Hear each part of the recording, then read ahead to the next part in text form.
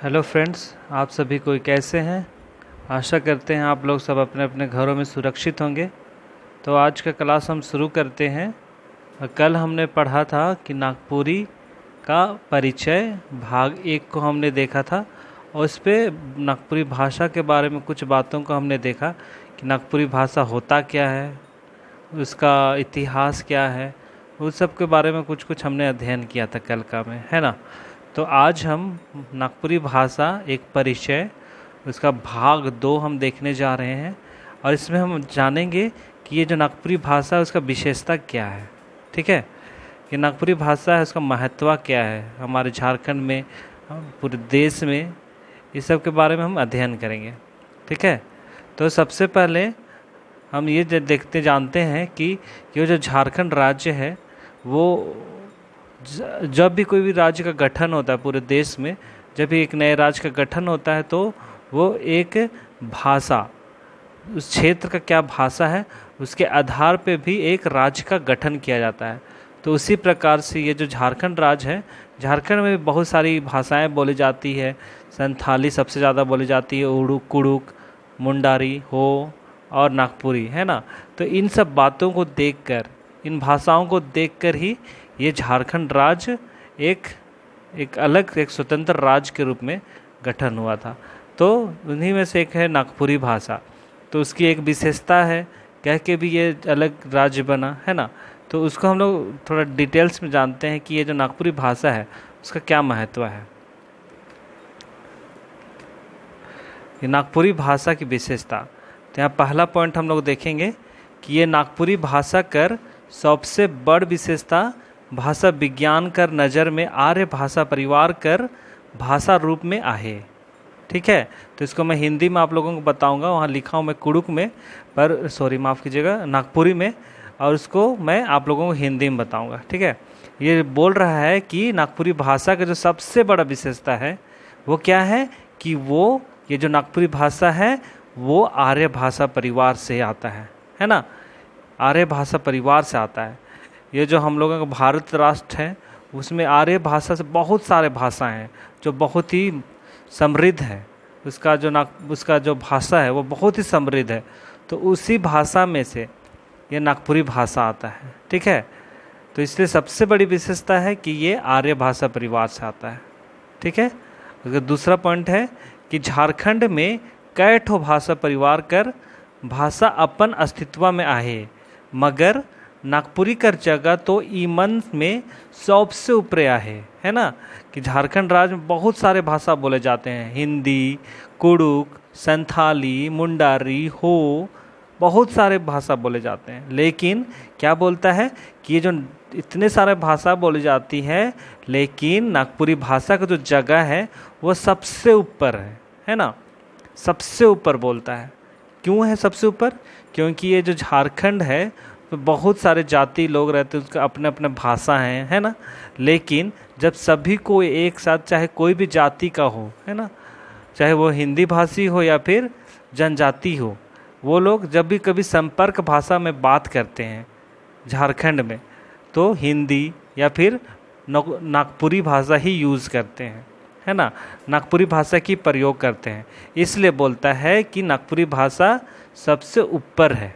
ठीक है, और तीसरा पॉइंट है कि सदान मनक मातृभाषा और जातीय भाषा, छोटा नागपुर मनक संपर्क भाषा, नागवंशी राज्य परंपरा कर राजभाषा रूप में इकर पहचान अन्य भाषा मनक तुलना में काफ़ी समृद्ध है ना। ये जो अभी मैंने बताया ना संपर्क भाषा के बारे में, कि लोग जो आपस में जो बात करते हैं उन लोगों का संपर्क भाषा होता है ना।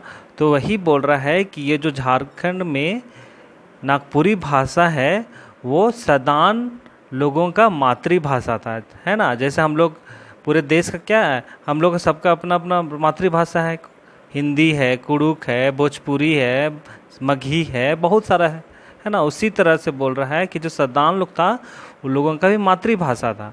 और आगे क्या बोलता है कि छोटा नागपुर मनक संपर्क भाषा, अभी मैंने बताया कि जब छोटा नागपुर के लोग, चाहे कोई भी जाति के लोग रहते हैं, वो लोग नागपुरी भाषा की प्रयोग करते हैं बात करने के लिए। और नागवंशी राज्य परंपरा कर राजभाषा रूप में एकर पहचान अन्य भाषा मनक तुलना में काफ़ी समृद्ध है के, है ना। तो जो नागपुरी साम्राज्य था, जो कल मैंने क्लास में बताया था कि नागवंशी साम्राज्य कैसे बना, 64 ईस्वी में छोटा नागपुर पे उसका साम्राज्य स्थापित हुआ, सुतियाम्बे गांव में, है ना। तो वो जो नागवंशी राज्य था उसका राजभाषा क्या था, नागपुरी था, ये मैंने कल बताया था, है ना। उसका अगला पॉइंट है कि नागपुरी भाषा मगही अपभ्रंश से सिरजल आइज झारखंड राइज कर प्रतिनिधित्व करत है ना। कि ये जो नागपुरी भाषा है जो मगधी अपभ्रंश से निकला है ना, और जो पूरे झारखंड में नागपुरी भाषा करके ही झारखंड का प्रतिनिधित्व करता है ना। चाहे आप कहीं भी चल जाए, बाहर चल जाए झारखंड के बाहर, तो वहाँ लोग यही जानते हैं कि झारखंड मतलब वहाँ नागपुरी भाषा बोला जाता है ना। जैसे आप लोग एक मूवी देखे होंगे चक दे इंडिया, शाहरुख खान का, उसमें भी नागपुरी भाषा का ही प्रयोग किया गया है कुछ कुछ जगहों पे, है ना। तो इससे पता चलता है कि जो नागपुरी भाषा है वो झारखंड का क्या करता है, प्रतिनिधित्व करता है। ठीक है, हम लोग आगे देखेंगे। उसके बाद बोलता है कि इकर में लोक साहित्य कर समृद्ध परंपरा सबल व्याकरण परंपरा आहे, जे इकर पुराना इतिहास का रेखांकन करेला, है ना। ये जो नागपुरी भाषा है उसका साहित्य भी बहुत समृद्ध था। नागपुरी भाषा में बहुत सारे कहानियाँ बनी हैं, कविताएं बनी हैं, बहुत सारे साहित्य लिखे गए हैं, और उसका व्याकरण परंपरा भी बहुत ही पुराना है, जो पूरे इतिहास को रेखांकित करता है नागपुरी भाषा के लिए। इसका व्याकरण भी बहुत ज़्यादा पुराना है, जिसको हम लोग देखेंगे। ठीक है, आगे बोलता है कि नागपुरी भाषा में स्वतंत्र अस्तित्व आहे, जेके पहिल धाव विदेशी ईसाई पादरी कोनराड बुकाउड व्याकरणिक आधार रखल हैं, है ना। तो वही बोलता है कि जो ईसाई पादरी थे कोनराड बुकाउड, वो व्याकरण लिखे थे, नागपुरी भाषा का व्याकरण सबसे पहले, है ना, सबसे पहले व्याकरण नागपुरी भाषा का वही लिखे थे ईसाई पादरी कोनराड बुकाउड, है ना। और उसी समय से नागपुरी भाषा का एक स्वतंत्र, उसे एक अस्तित्व मिला था, वो एक स्वतंत्र भाषा के रूप में उसी समय से बना। जब भी कोई भाषा बनता है, अगर उसका व्याकरण नहीं है तो वो भाषा नहीं कहलाएगा, वो सिर्फ एक बोलचाल वाली बात कहलाएगी, है ना। जब इसका व्याकरण बना तो वो एक स्वतंत्र भाषा के रूप में उसका अस्तित्व बना। उसके बाद अगला देखेंगे, उकर मानना है, मतलब किसका, ईसाई पादरी कोनराड बुकाउड का।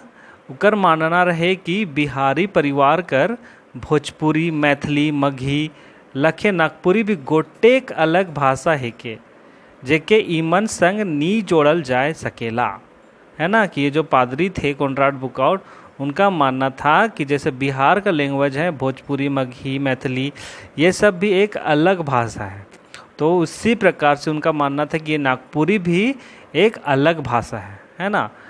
वही बोलता है कि इसको भोजपुरी, मैथिली, मगही के रूप में इसको नहीं देखा जाना चाहिए, बिहारी भाषा के रूप में, बिहारी परिवार का भाषा के रूप में नागपुरी को नहीं देखाना चाहिए, है ना। यही बोल रहे हैं यहाँ पे। उसके बाद अगला पॉइंट है कि आचार्य केसरी कुमार सिंह 1958 ईस्वी में इकर स्वतंत्र पहचान कर वकालत करते बिहार का चौथा आर्य भाषा में नागपुरी के बिहार राज्य भाषा परिषद में जगह दिवाले, है ना। 1958 ईस्वी में जो आचार्य केसरी कुमार सिंह थे, उन्होंने नागपुरी भाषा को एक पहचान दिलाया, कहाँ, बिहार के राष्ट्रीय भाषा परिषद में उसको जगह दिलाया। ये बहुत ही महत्वपूर्ण ये नागपुरी भाषा की विशेषता है, बहुत ही बड़ी बात है ये कि बिहार राज्य में, वैसे उस समय झारखंड बिहार का ही अंग था 1958 में, तो उस समय नागपुरी भाषा को एक बिहार राष्ट्र भाषा परिषद में जगह मिला। उसके बाद अगला है, आखिरी पॉइंट है कि ये कहावत, मुहावरा, लोकोक्ति सभे में ई भाषा का चरितार्थ होवेला, जेकर से क्षेत्रीय रूप कर विविधता कर पता चलेला, है ना। कि जैसे हम लोग हिंदी पढ़ते हैं, हिंदी में भी हम लोग देखते हैं मुहावरा रहता है, लोकोक्ति रहता है, कहावत सब रहता है, तो उसी प्रकार ये नागपुरी भाषा है उसमें भी बहुत सारे कहावत बने हैं, मुहावरा बने हैं, लोकोक्ति बनी है ना। तो इससे भी पता चलता है कि नागपुरी का कितना बड़ा एक ओहदा है, उसका नागपुरी भाषा कितना समृद्ध है, उसका जो व्याकरण है वो कितना समृद्ध है, इसी से पता चलता है। तो ये इस सबसे मतलब ये सब में नागपुरी भाषा का बहुत से प्रयोग किया है, इसी से पता चलता है कि ये नागपुरी भाषा कितना विशेष है, इस राज्य के लिए, इस देश के लिए बहुत ही महत्वपूर्ण है ना। तो आज का क्लास यहीं तक रहेगा, तो आप लोग ज़रूर ध्यान दीजिए इन सब बातों को, ये बातों को इग्नोर मत कीजिए। इसलिए ये नागपुरी भाषा को ध्यान से पढ़िए, उसकी विशेषता क्या है इसको ध्यान से देखिए, क्योंकि परीक्षाओं में ये ज़रूर आ सकता है। इसकी विशेषता के बारे में इतने सारे जो पॉइंट थे उसमें से भी कुछ कुछ बातें हैं जो बहुत ही महत्वपूर्ण है। तो इन सबको पढ़ना है, ध्यान देना है और याद रखना है। और आप लोग अच्छे से रहिए, घर में सुरक्षित रहिए और अपना ध्यान दीजिए। और अगर ये वीडियो आप लोगों को पसंद आता है तो इसे लाइक कीजिए, शेयर कीजिए और जो सब्सक्राइब कीजिए इस चैनल को, और बेल आइकन को बजाना टैप करना ना भूलिए। ठीक है, और अपना ध्यान रखिए। धन्यवाद।